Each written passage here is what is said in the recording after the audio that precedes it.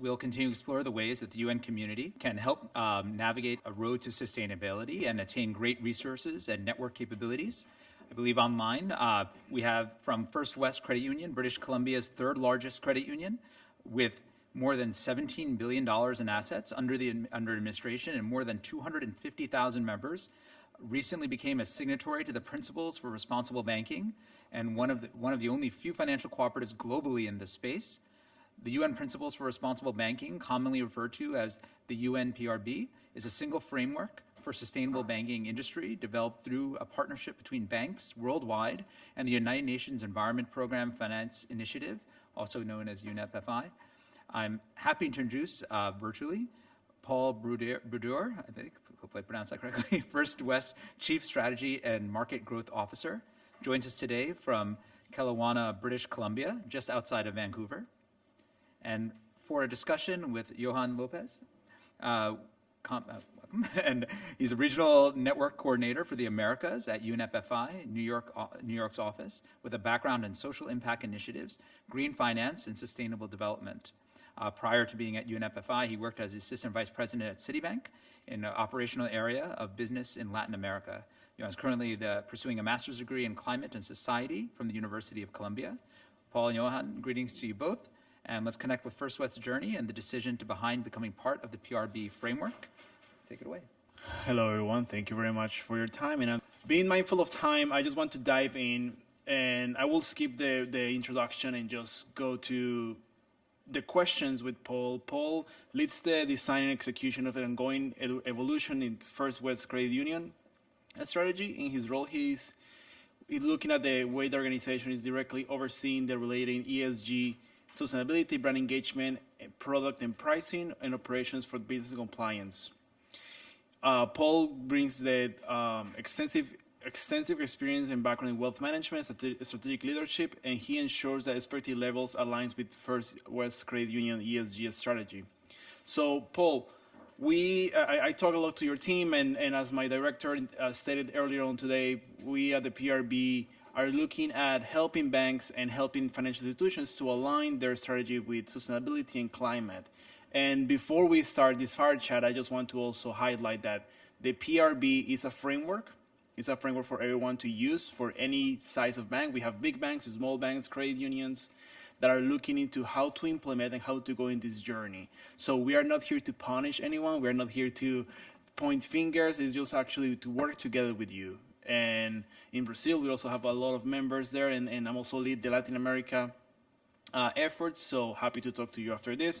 But Paul, back to you, that you are the one who is in front of all this with First West. I was pleased to have you join PRB not long ago. And my first question is to you, why did you join PRB? What was the discussion that you were having internally? And how are you looking at the impacts identification, and how are you approaching this work in the future? Thank you. Well, as everyone's aware, the climate crisis, sustainability, the social issues such as equity, diversity, inclusion, these are complex issues. No one has all the answers, and we collectively need to face these challenges, and collectively we will find solutions. At First West, we try to leverage frameworks to view and make decisions through. And when we looked at the UNPRB, we saw it as a framework to help us and guide our decision-making process.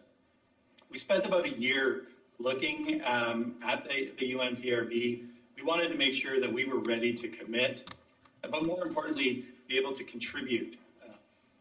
And so when we finally looked at it, we also wanted to make sure that it aligned to our organization's why. And we were able then to embed into our operations the UNPRB principles. So we're in early stages. We signed up in late summer. And really what we've been up to since we signed is starting to really gather the information both internally and externally. We want to understand what we can already measure, but also need to understand the data that we're missing to this point. We spent a significant amount of time talking to people, other organizations, our members, non-members, our employee network groups, and others. We're right now just researching what's important to our members and our communities that we serve, And we've held workshops with our board, our executive team, focus groups of our members, our staff, really to narrow down for us what will be our focus when it comes to identifying the SDGs that we want to focus on. We've narrowed it down to 6 that align to work that we already have underway and align to our core values as an organization.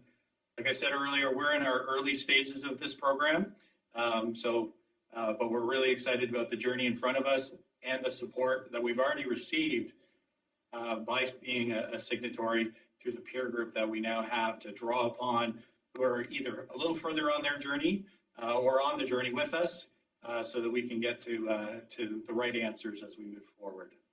Thank you, Paul. And yes, I think that you are one of those examples that you look at and you say, they're taking the chance to get out of the comfort zone. And I hear that today throughout the day, like, get out of your comfort zone, get out of your comfort zone. But I mean, as bankers or of financial institutions or credit unions, we are not just here just to get out of the comfort zone and that's it, right? Like, we're here to measure risk, see where the opportunity is, and then move forward. But I want to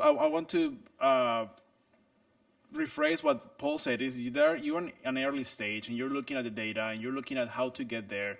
But the important thing is to have that guidance, and that's what we're here to do. I mean, that's my job. That's my organization's job. That our mission is to help financial institutions and banks to go through that process, and not just like, hey, here's a bunch of information and figure it out.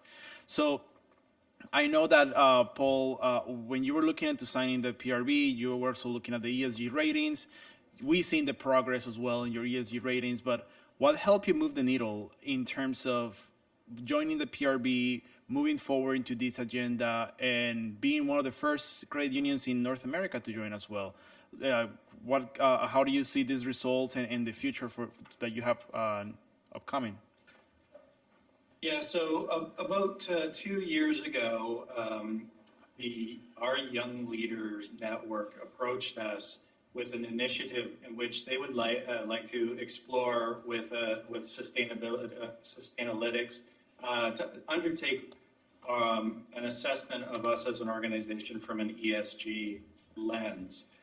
Originally, when we started the process, we wanted to understand where we were doing well, where there were opportunities to grow.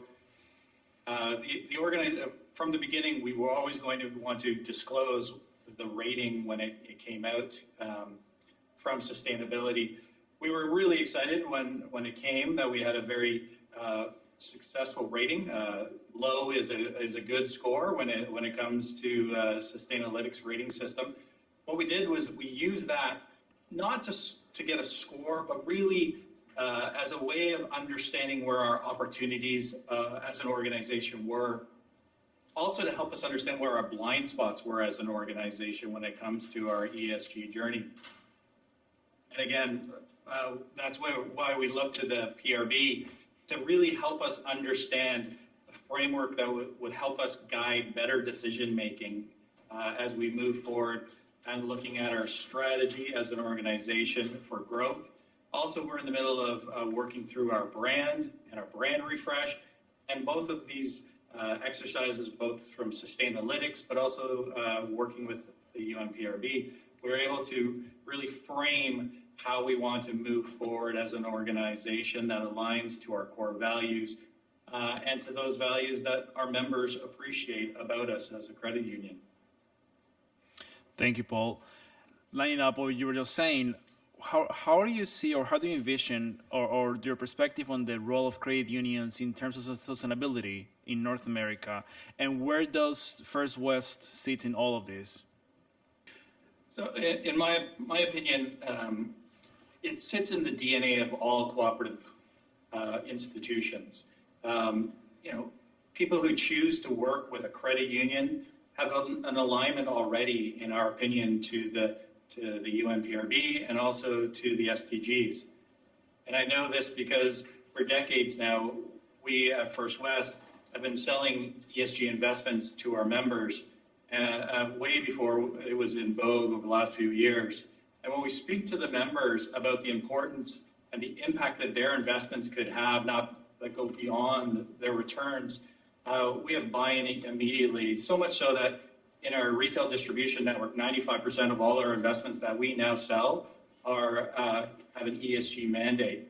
What that tells me is that there's a value alignment, not only to the UNPRBs and sustainability, but also to a person who wants to work with a cooperative and complete a cooperative for sure.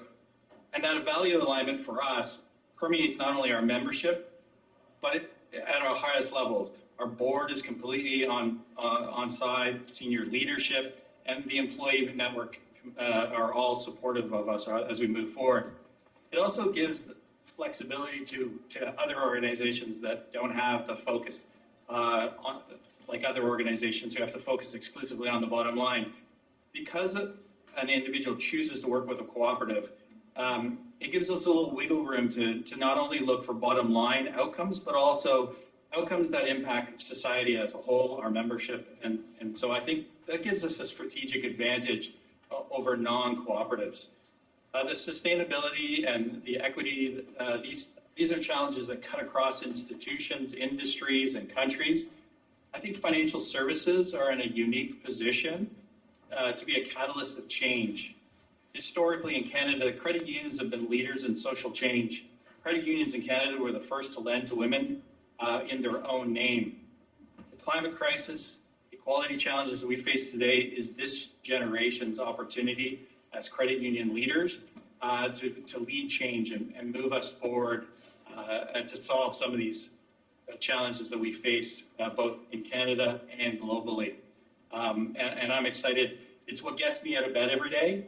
A team of dedicated people who are working every day to make sure that we're moving that forward to ensure that tomorrow is better than today. Thank you, Paul. And speaking of social impact, and speaking of social change, and speaking of the climate crisis, how do you envision, or where do you think we can begin to build the organizations we want for the future, especially speaking of credit unions and financial institutions?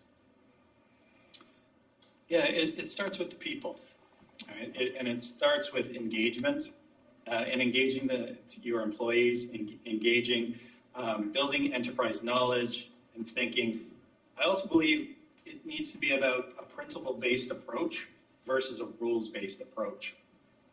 When you build a culture that focuses on principles, what it does is it removes barriers.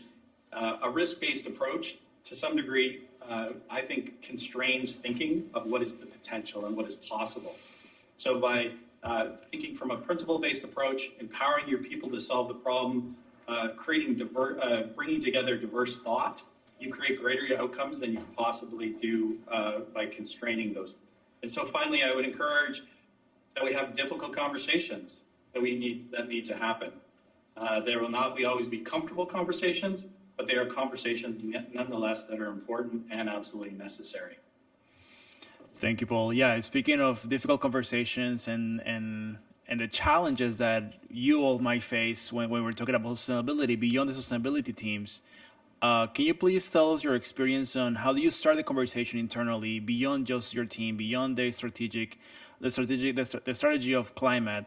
How do you start engaging with internal stakeholders as well?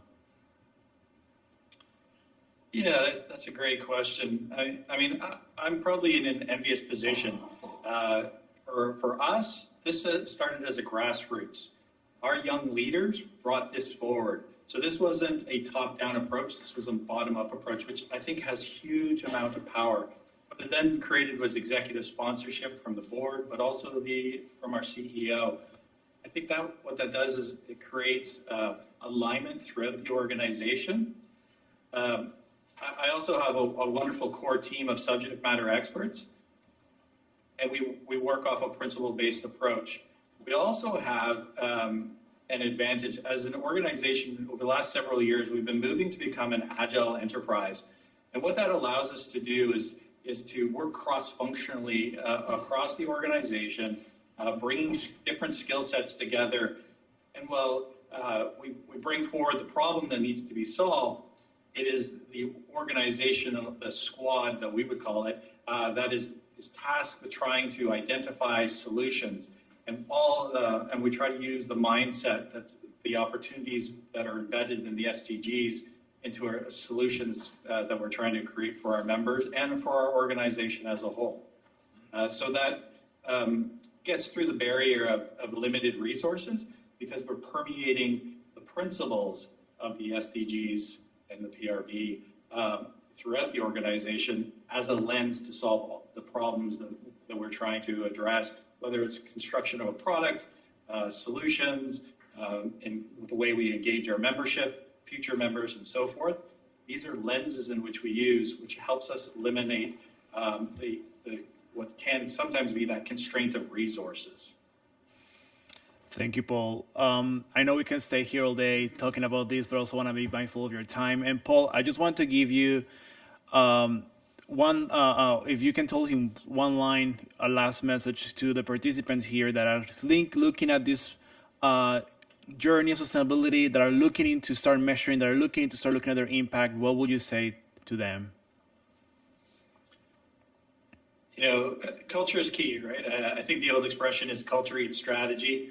And so, you know, if I was to say one thing, it's about engagement of your employees, engagement of your memberships. There is a desire out there, especially with the younger generations, that they want to be part of the solution.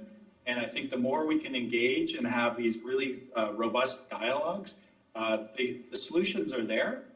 We just need to come together as a group and really ensure that all voices are heard, and so that the solutions can be solved, these problems that we face as organizations, as countries, as a globe. So I thank you for the opportunity to speak with you today.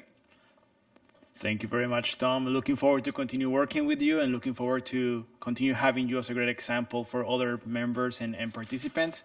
And before I give you back to Tom, I just want to make open invitation to everyone who's listening to this. We are here, UNEP 5 is here to support you in this process, to help you through the journey of sustainability. Don't look at it as something that is difficult to accomplish. It's difficult to implement. I'm not going to lie to you, but at the same time, it's rewarding. And at the same time, it's something that we have to do. There is no other option. We, as a millennial, I decided to dedicate my life and my career to this because I believe in what we're doing. I believe that the changes in financial institutions, I think that we have the power to do a lot of positive things. And yeah, other than that, thank you very much for the invitation. And over back to you, Tom. Thank you. Thank you, Ron. Yes. And I was actually really happy to hear multiple times how many times you brought up that this was driven by the younger members of the organization. I think that's also important as credit unions really try to reach out to engage their young, in the opportunity for recruiting young talent and attracting young members into our as customers, as members. So thank you.